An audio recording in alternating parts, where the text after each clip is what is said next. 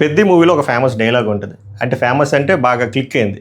ఏమిరా అంటే అక్కడ విజయనగరంలో స్పోర్ట్స్ ఈవెంట్ అవుతే పిల్లకాయలు వచ్చి వస్తారు. అప్పుడు మాయ అడుగుతాడనమాట, ఒలింపిక్ మాయ, ఈ ఫేవరెట్ ప్లేయర్ ఎవరు, క్రికెటర్ ఎవరు అంటే my favourite cricketer Peddi sir అంటాడు ఒకరు. ఇంకోటి వచ్చి my favourite wrestler Peddi sir, my favourite runner Peddi sir అని అందరూ పెద్ది పేరు చెప్తారు కదా. అంటే మల్టీ టాస్కింగ్ మాట, క్రాస్ అథ్లీట్. అలా కూడా మనకి ఇలాగ క్రాస్ అథ్లీట్ ఉన్నాడు మన యూట్యూబ్లో.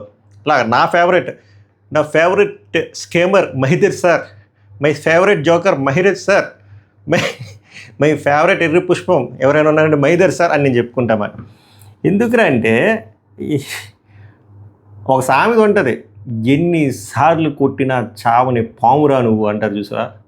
అది ఎవడైనా ఉన్నాడు అంటే మన దౌర్భాగ్యానికి యూట్యూబ్లో అది మన మహిదరే.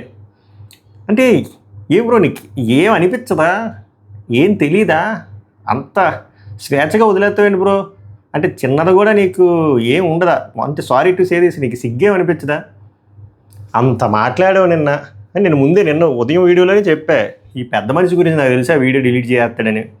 చేస్తావు, ఎందుకు చేస్తావు, ఎందుకు డిలీట్ చేస్తావు, మళ్ళీ దాని మీద ఎక్స్ప్లెనేషన్ ఇస్తావు, ఆ సారీ అయినా సరిగ్గా చెప్తావా అంటే మళ్ళీ బలుపు అక్కడ బూతులు. ఇది నీ ట్రూ కలర్, మై ఫేవరెట్ బూతుల్ స్టార్ మహిదర్ సార్, ఇది నీ అసలు క్యారెక్టర్. వినిపిస్తుంది కూడా, ఏదో స్ట్రైక్లు గీక్లు అంటున్నావు కదా, నువ్వు చెప్తా, నువ్వు స్ట్రైకే నేను చెప్తా, తర్వాత ఏం చేయాలి నేను చేస్తాను స్ట్రైక్కి. My favourite strike star Mahidhar sir. 2 అంశాలు మాట్లాడదాం ఒకే వీడియోలో, 2 అంశాలు బలంగా మాట్లాడదాం. అంటే ఇష్టం వచ్చినట్టు భాష మాట్లాడతాం అంటే నాకు బూతులు రాక మహిదర్, నువ్వు ఎవరిని అంటున్నావో తెలియదా, ఎవరిని ఉద్దేశించి అంటున్నావు, ఏ జనాలను అంటున్నావు, ఏ పబ్లిక్ని అంటున్నావు మాకు తెలియదా. లంగాగాల ఎవడు లంగాగాళ్ళు, డబ్బులు అడుక్కుని నువ్వు లంగాగాడువా, లేకపోతే డబ్బులు అడుక్కొని నువ్వు స్కామ్ చేసి దాని వివరణ అడుగుతున్న పబ్లిక్ లంగాగాల, లేకపోతే దాని గురించి వీడియోలు చేసిన మేము లంగాగాలమా చెప్పు, ఎవరు లంగాగాలు. సారీ టు సే దిస్, కొంచెం ఇది 18+ వీడియో, అంటే బూతులు తిట్టినా కానీ ఇలాంటివి ఉంటాయి, ఇలాంటివి. ఓకే, మనోడు మాట్లాడినవి నేను ప్రూఫ్ ఆడియో కూడా ప్లే చేస్తాను. ఓకే, సో వీడియో మీకేమనిపిస్తే ఆనెస్ట్గా కామెంట్ చేయండి. మర్చిపోయాను 2 టాపిక్లు. ఒకటి క్రౌడ్ ఫండింగ్ గురించి మాయో వీడియో చేసాడు. నువ్వు క్రౌడ్ ఫండింగ్ కాదు, క్రౌడ్ని బెగ్గింగ్ మార్చు, టైటిల్ మార్చు. నువ్వు ఆ వీడియో 10 లక్షల వీడియో 10 లక్షలు చేసే ఛానల్లో నువ్వు అక్కడ అడుక్కొని దానికి వివరణ వచ్చేసి 7,000 ఛానల్లో చేయడం ఏంది, what is this Peddi sir. సరే, దీని గురించి గట్టిగా మాట్లాడు, చాలా మాటలు మాట్లాడాడు మా వైజాగ్ మాయ. ఇంకోటి వచ్చేసరికి వీడియో డిలీట్ చేసి ఒక రొట్ట వివరణ ఇచ్చావు, అందులో కూడా నీ బలుపు చూపించావు, ఇది కూడా మాట్లాడదాం. దీనికంటే ముందు 2-3 వస్తున్నాయి కామెంట్లు, చూస్తున్నాను హిస్టరీ కూడా. అయితే వీళ్ళు మన పెద్ది సార్ ఫ్యాన్ అయ్యేనే ఉండాలి, లేకపోతే మన పెద్ది సార్ వేరే అకౌంట్ నుంచి క్రియేట్ చేసి మెసేజ్లైనా పెట్టాలి కామెంట్స్. ఆయన నీకు రియాక్ట్ అవ్వడు, ఆయన రియాక్ట్ అవ్వాలని నువ్వు వీడియో చేస్తున్నావు, అప్పటికే అవ్వదు, ఎందుకు ఆడిపోయి పడిచేస్తానంటే ఫస్ట్ థింగ్ ఎవడు రియాక్షన్ కావాలి నాకు ఎవడు రియాక్షన్ వద్దు, ఎవడో రియాక్ట్ అవుతాడని చెప్పి నేను వీడియోలు చేయట్లే. ఇప్పుడు నేను పవన్ కళ్యాణ్ మేము చేస్తానంటే పవన్ కళ్యాణ్ రియాక్ట్ అవుతాడేనా అంటే కామన్ సెన్స్ కూడా లేదు పెట్టేటోడికి. ఏంటి ఈ మై పెద్ద స్టార్ గురించి నేను చేస్తానా, నేను అవేర్నెస్ గురించి చేస్తానా, తప్పు చేస్తే మాట్లాడతాడు ఎవడైనా సరే. ఎవడికి కావాలి మనోడు రియాక్షన్, నాకు బొంగులో రియాక్షన్. సో వాళ్ళకి చెప్తున్నా, ఏ టాపిక్ మీదైనా నాకున్ని బ్యాండ్విడ్త్ ప్రకారం ధైర్యంగా నేను చేశాను, వెళ్ళి నా వీడియోలు చెక్ చేసుకో. ఓకేనా, మీరు పెద్ద స్టార్ ఫ్యాన్ అయితే వెళ్ళి పెద్ద స్టార్ వెళ్ళి దూపం వేసుకోండి. Got it. సో వీడియో చూసే ముందు వీడియో మొత్తం అంతా చూడండి, చూసే ముందు కదా మొత్తం అంతా మీకు నచ్చితే లైక్ చేయండి, కుదిరితే హై పాయింట్స్ అందరికి ఇవ్వాలి కాబట్టి ఉంటే ఇవ్వండి, లేదు కదా ఇదంతా అయిపోయాక వర్తరా ఇటు ఛానల్ సబ్స్క్రైబ్ అనిపిస్తే అప్పుడు సబ్స్క్రైబ్ చేయండి. వెల్కమ్ టు పవన్ రా టాక్స్. మొదలు పెడదాం. ఫస్ట్ అన్నగారి రీల్ విందాం. సో ఈ వీడియో బేసిక్గా పర్టికులర్గా ఎవరినో ఉద్దేశించి కాదు, సో అంటే తెలంగాణ వాళ్ళు, ఆంధ్ర వాళ్ళని కాదు, లేదా వేరే వాళ్ళని కూడా కాదు, ఎవరిని ఉద్దేశించి కాదు. సో ఎవరైతే ఏంటంటే కాంటెక్స్ట్ మాట్లాడడం చేతగాని చవటన కొడుకులు ఎవరైతే ఉంటారో వాళ్ళు బేసిక్ గా నా క్రౌడ్ ఫండింగ్ మ్యాటర్ని పట్టుకొస్తున్నారు. సో వాళ్ళని ఉద్దేశించి మాత్రం ఫస్ట్ థింగ్ క్రౌడ్ ఫండింగ్ కాదు మైదా, నీకు ఇంగ్లీష్ కూడా రాదు, నువ్వు క్రౌడ్ని బెగ్గింగ్. అది క్రౌడ్ ఏమి వాలంటీర్కి వచ్చి నీకు ఫండ్ చేయలే, నువ్వు అడుక్కున్నావు.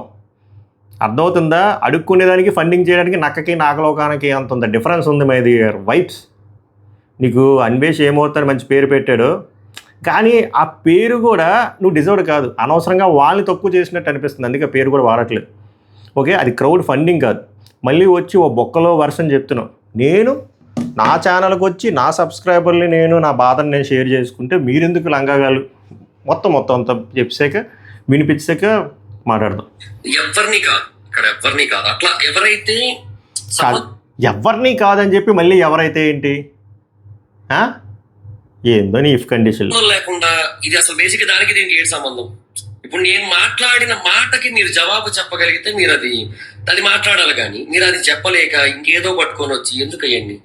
ప్రశ్నకి జవాబు చెప్పడం చేత కానీ లంగాగాడే ఇట్లాగా వేరే టాపిక్లు పట్టుకొస్తాడు. ప్రశ్నకి జవాబు చెప్పలేని లంగాగాడు అంటే కామెంట్ చేసిన వాళ్ళ గురించి మనోడు మాట్లాడుతున్నాడు, అలాగే మనోడి మీద రియాక్ట్ అయిన యూట్యూబర్స్ గురించి మాట్లాడుతున్నాడు. అందులో మనం కూడా ఉన్నాం కూడా మనం మాట్లాడదాం. ఎవరు లంగా కూడా చెప్తాం అయితే ప్రశ్నకి జవాబు అసలు కాంటెక్స్ట్ లేదన్నా కదా. కాంటెక్స్ట్ ఎందుకు లేదు? Scammer is talking about scams అన్నాను, అందులో ఎందుకు లేదు కాంటెక్స్ట్? ఇప్పుడు పెద్ద దొంగ కూడా ఉన్నాడు అబ్బా, 5-6 దొంగతనాలు చేసి జైలుకి కూడా వెళ్ళి వచ్చాడు, వాడు స్వభావం మారలేదు, వాడిని వాచ్మెన్ కింద పెట్టుకుంటామా? వాడు కాలనీకి పనిచేస్తా అన్నాడు, ఉంచుకోం కదా. ఆడు మనకి సేఫ్టీస్ చెప్తున్నాడు అనుకోండి, డోర్ సేఫ్టీస్, సీసీటీవీ ఫుటేజ్ సేఫ్టీలు, కెమెరాలు అలా మనం దేకం కదా. సేమ్ అలాంటిదే, నువ్వు జనాల దగ్గర డబ్బులు దొబ్బినోడివి, ఇన్ని స్కాములు చేసినోడివి, నువ్వు స్కాముల గురించి మాట్లాడడం ఏంటి అనేది కాంటెక్స్ట్ విరుద్ధంగా అవుతుంది. కాంటెక్స్ట్లో ఇదే కదా అది. నీకు బుర్ర ఎలగట్లేదా, లేకపోతే ఏదో మాట్లాడాలని చెప్పి? లేదు, నువ్వు నాకు అర్థమవుతుంది, నువ్వు సీరియస్గా బిగ్ బాస్ ట్రై చేస్తున్నావు. మనం ఎలాగో పాజిటివ్ అవ్వం, మన జీవితానికి పాజిటివ్ అవ్వం కాబట్టి మనం నెగిటివ్ దారి ఎంచుకుందాం. ఇంకో 2 నెలలు ఉంది, అగ్ని పరీక్షలో కూడా మనం ఎవరు దేకరు కాబట్టి డైరెక్ట్గా ఇలా కాంట్రవర్సీలో నానితే ఎక్కడైనా తీసుకుంటారేమో అని చెప్పి ఇలా చిల్లగా తయారవుతున్నాం. కానీ వద్దు, ఇంతకు మించి దిగజారొద్దు. ఆల్రెడీ దిగజారిపోయి, ఇంతకు మించి దిగజారకు. బిగ్ బాస్ కాదు కదా, ఏ బాస్కి పిల్ల నేను నన్ను అర్థం చేసుకో. ఆ రోజా గారిది ఉంటుంది చూసారా, అలాంటి ప్రోగ్రాంలో పిలుస్తారు. ఇంకా కాంటెక్స్ట్ ఇదే. ఇప్పుడు నువ్వు నిన్న చేసిన దాంట్లో కూడా ఆ స్కామర్ల గురించి, స్కానింగ్ కోడ్ల గురించి ఎందుకు అడిగారంటే, నువ్వు డబ్బుల గురించి మాట్లాడుతూ హేళనగా మాట్లాడావు కదా తెలంగాణ ప్రజలది. మా దగ్గర సూట్ కేసులు ఉన్నాయి, అమ్ముతారు, మీ దగ్గర డబ్బులు ఉన్నాయని చెప్పి డబ్బుల గురించి నువ్వు ఎలా మాట్లాడుతావు? డబ్బులు అడుక్కున్నాడివి నువ్వు. అడుక్కున్నప్పుడు స్కానర్ పెట్టి అడుక్కున్నప్పుడు తెలంగాణలో వేశారు, ఆంధ్ర వాళ్ళు వేశారు కదా, నువ్వు ఇచ్చే వాళ్ళకి డబ్బులు. నువ్వు ఇవ్వలేని వాడివి, సూట్ కేసు పెట్టుకుని వాళ్ళు రెడీగా ఉన్నారు, మీ దగ్గర డబ్బులు అవి సెట్ అవ్వాలంటే 10 ఏళ్ళు 20 సంవత్సరాలు పడుతుంది అన్నప్పుడు ఎవరికైనా ఒళ్ళు మండుద్ది కదా. నీలాంటి నువ్వు స్కాములు చేసి తెలంగాణ ప్రజల దగ్గర డబ్బులు తీసుకున్నావు. నువ్వు తెలంగాణ ప్రజల ఫైనాన్షియల్ స్టేటస్, వాళ్ళ ఆత్మగౌరవాన్ని ప్రశ్నిస్తూ హేళనగా మాట్లాడితే వాడు ఎందుకు నీ హిస్టరీ పట్టుకురారు? అది ఎందుకు కాంటెక్స్ట్, అవుట్ ఆఫ్ కాంటెక్స్ట్ అవుతుంది? అది విత్ ఇన్ ద కాంటెక్స్టే కదా. అంటే విత్ ఇన్ ద కాంటెక్స్ట్ నువ్వు తప్పు చేసినా నీకు భజన కొట్టాలి, ఒకవేళ భజన కొట్టకుండా అది వదిలేయాలి. ఇంకా అది దృశ్యం సినిమాలో రాంబాబు అంటాడు కదా, రోజు అది జరగలేదు అని చెప్పి. మనం ఆ రోజు సాయిబాబా ప్రదర్శనలకు వెళ్ళాం అన్నట్టు నీకు వదిలేయాలి. ఆ రోజు స్కానర్ కూడా చేసి మేము మర్చిపోవాలి, మేము కన్వీనియంట్గా అడగకూడదా? అడిగితే మేము లంగాగాలం అయిపోతాం. మరి నువ్వెవడివి? మేము చిన్న లంగాగాలం అయితే, నువ్వు అల్ట్రా ప్రో మ్యాక్స్ లంగాగాలం అయితే, అవునా కదా? సరే, అది వదిలేసేయండి. సో మీకు అందరికి క్లారిటీ ఇస్తున్నా, ఆ లంగాగాళ్ళకి కావచ్చు, లేదంటే మిగతా వాళ్ళకి కావచ్చు, జనరల్ గా కన్సర్న్ ఉన్న వాళ్ళకి కావచ్చు, అందరికీ కూడా చెప్తున్నాను ఏంటంటే, నేను ఏదైతే క్రౌడ్ ఫండింగ్ డబ్బులు వచ్చినాయి రిటర్న్ ఇచ్చేస్తాను. అది కూడా అనాథాశ్రమాలకి, వృద్ధాశ్రమాలకి ఇచ్చేస్తాను.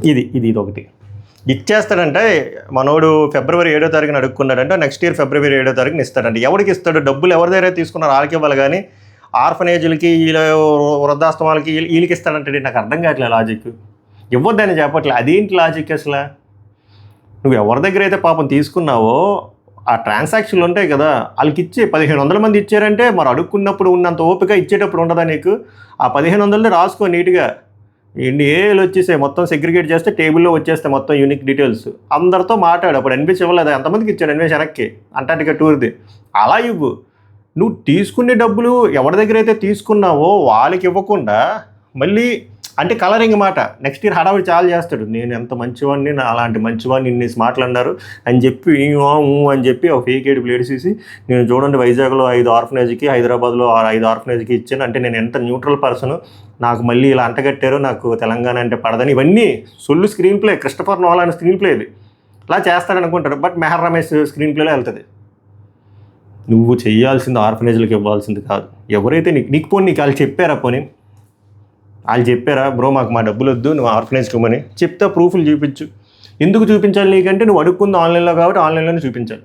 అండ్ నువ్వు ఒక దిక్కుమాల లాజిక్ చెప్పావు, నేను నా సబ్స్క్రైబర్లు అడుక్కుంటే మిగిలిన వాళ్ళకి బాధ ఎందుకు, మిగిలిన వాళ్ళు ఎందుకు రియాక్ట్ అంటే, నువ్వు నీ సబ్స్క్రైబర్లు అడుక్కున్నావు. ఆ వీడియో ఓన్లీ నీ సబ్స్క్రైబర్లకే చూపిస్తుందా? అందరికీ చూపిస్తుంది.